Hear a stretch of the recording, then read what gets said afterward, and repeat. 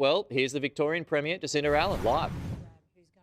Have a little bit more to say in a moment about this fabulous program, and I'm joined by my ministerial colleagues, Deputy Premier and Minister for Education Ben Carroll, Attorney General Sonia Kilkenny. I'd also like to welcome today the interim CEO of our new Violence Reduction Unit, Andrea Davidson. I'd like to welcome Andrea here today. Sorry, Sheena, I should not also forget Sheena's a proud Melbourne Storm fan as well and Member of Parliament. I was also mentioning Andrea Davidson. Andrea, of course, has been serving for some time as our Youth Justice Commissioner and has been doing incredible work in that area, which is why I'm so thrilled to be able to welcome Andrea here today as the interim CEO of the Violence Reduction Unit, which is going to be an incredibly important way. We work differently as a government with schools, with communities, with families to prevent crime, to support kids to turn away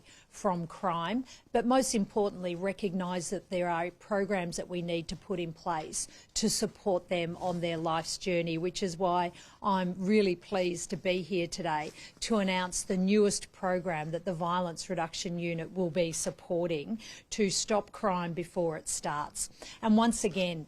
the approach we're taking is a new approach, a different approach. It's working with schools, but also too working with communities, working with the things that we know keep young people engaged, inspired, and also importantly too supported, which is why we are looking at how programs in sports, in arts and music can keep young people connected to families, to communities, but also to provide them with role models that they can look up to, they can connect with, and to support them through whether it's their education, sporting or creative journey. We know that these sorts of targeted initiatives, targeted at young people, supporting them, unlocking the thing that they love the most, really plays a big role in preventing crime and supporting them to turn away from crime if that's a risk in their lives.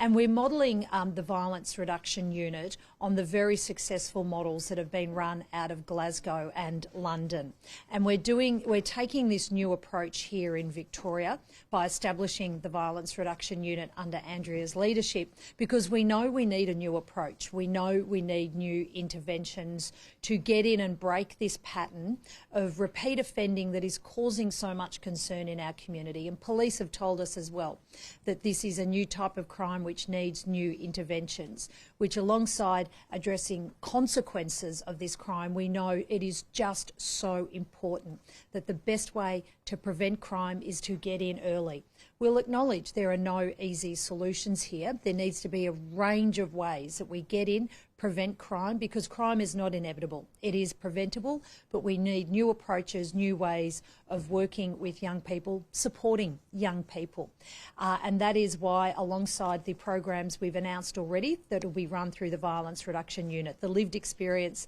mentoring program, the work that Ben is leading in schools with the rollout of early intervention officers in schools, today I'm really pleased to be able to say that we're adding to the work of the Violence Reduction Unit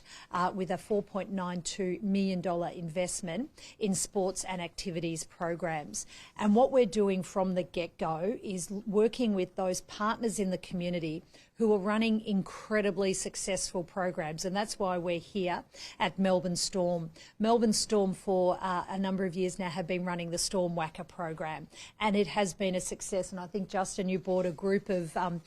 young people to Parliament earlier this year, and we all got to meet and engage with young people who are working with fantastic role models like Elena to support them. And this is a program that does work particularly with the Pacifica community. And what we've identified as an important, a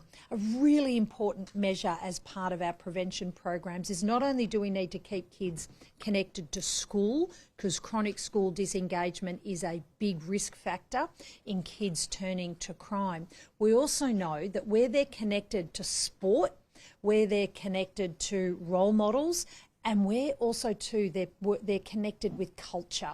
are really, really important factors, which is why the Violence Reduction Unit has that externally faced focus on family, on school, on community, understanding they are key to supporting young people, which is why we're so pleased to announce the initial list of programs and partners that we'll be working with, like the Melbourne Storm and their Storm Whacker program.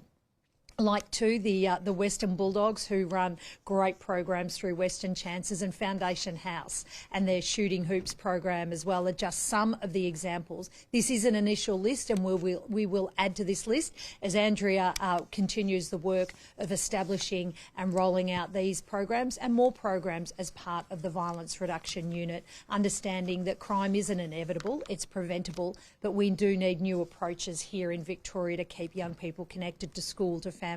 and community as well.